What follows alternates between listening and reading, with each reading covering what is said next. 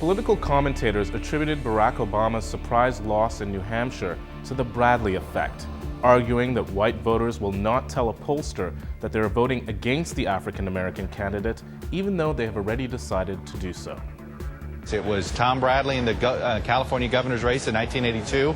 Polls had him ahead by a fairly healthy margin over George Deukmejian. He ended up losing.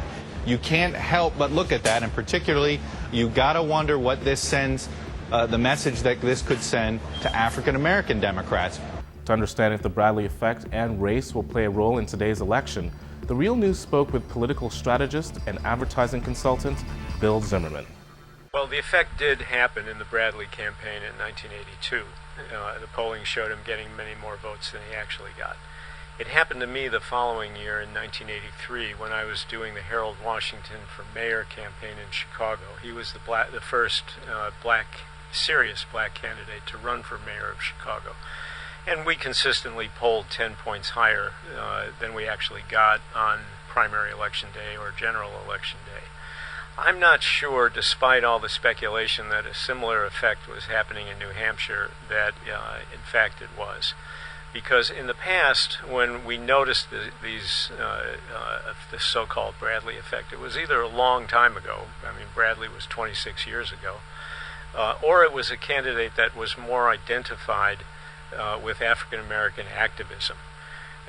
Barack Obama is not the black candidate running for president. He's a presidential candidate who happens to be black.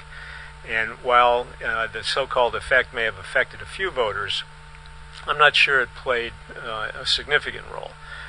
He was up against a female candidate, and one could argue a similar effect would apply to a female candidate. We've never had a woman running for president who got as far as Hillary Clinton has gotten in this process.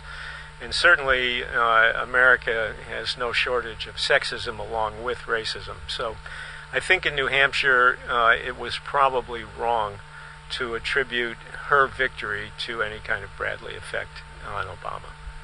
So then why did we hear so much about it in the aftermath of the New Hampshire primary? All the major news channels said, this could be the Bradley effect happening. Is that was that speculation for people who are quite sure of it? What are they looking at, and why are they talking about it? Well, the first interest that a news organization other than yours has in an election is to use it to build their ratings. And they will always look for the most sensational aspect of an election story in order to put into the lead paragraph because they want to draw attention to the story that they're telling to build their own ratings. So it's not surprising to have seen the news media turn to racism or sexism as an underlying dynamic in the New Hampshire race or in any other race. They'll do anything to avoid a substantive discussion of the issues because they don't have time to deliver a substantive discussion of the issues within the very short, less than 30-second sound bites that they're able to put into their newscasts. And is race an issue, not just in New Hampshire, but in California right now with Super Tuesday coming? Is a racial dynamic playing out that'll affect the election? Race is always an issue in American politics because race is always an issue in America. The extent to which it affects the primary in California, I don't think is as great as some people have speculated about. Again, we have a black candidate and a female candidate. So this is an unusual election to begin with. We're also a state which is much more racially diverse than most other states, not only as between black and white voters, but as between black, white, and Latino voters. So we're used to seeing candidates who are not white prevailing in elections within this state, whether it's at a statewide level or a local level. It's a more common phenomenon. So I think that dynamic plays less of a role in California than in some of the states in the Midwest or the Southeast. Many have said that the Clinton campaign are trying to pit the Latino vote against the African American vote.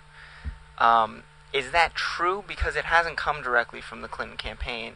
And if it is true, does that work? Is there a divide there? Well, there's certainly a divide between the black and brown communities in California. And we've seen that manifest in any number of ways. But it's a leap to believe that that's an underlying dynamic in the presidential race. I don't believe that either Hillary's camp or Obama's camp is intentionally trying to use race to move voters, because looking at polling data, I don't see how one can effectively use race, or for that matter use sexism, when the audience is the Democratic primary electorate in California.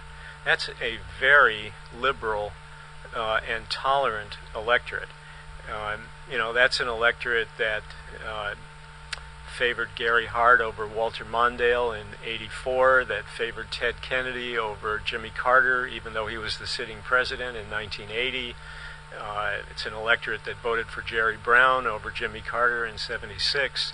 So this isn't an electorate in which it would pay the candidate's campaign to try to exploit racism.